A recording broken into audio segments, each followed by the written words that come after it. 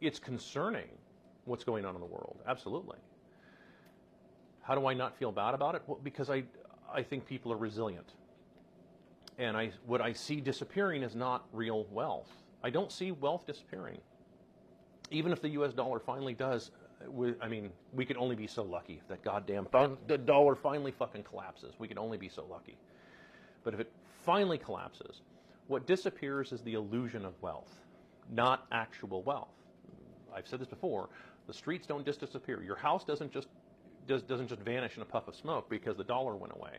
Your car doesn't disappear. Gasoline doesn't disappear. Gasoline refineries don't disappear. Electric companies, river dams that create electricity and so on. Coal-fired power plants don't disappear. Well, they disappear and go to China apparently. But but these things, the actual assets don't disappear. It's just the dollar that goes away, and of course it takes with it all of its debt, its bankers, and all of the liabilities that go along with the dollar. Because keep in mind, the dollar is a debt-based currency.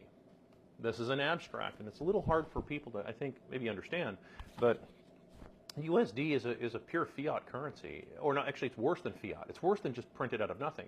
It's printed based on debt, right? In other words, in order to have a dollar, somebody has to be willing to borrow a dollar, which is so it's all bad, and it comes with it all kinds of endless debt that will never ever be paid off. So the faster this collapses, actually, the faster that that Americans, right, and the rest of the world, indeed, anybody who's dollarized. So what is it, like 63 countries, I think, are dollarized? They actually become better off, believe it or not, if the dollar goes away, because all the debt goes away with it too, right? Okay, the liability. Remember, the dollar's a liability. It goes away, so all the liabilities go away, but all the assets are still there. Now the question is that, well, okay, but who owns all those assets? I would say whoever gets to them first.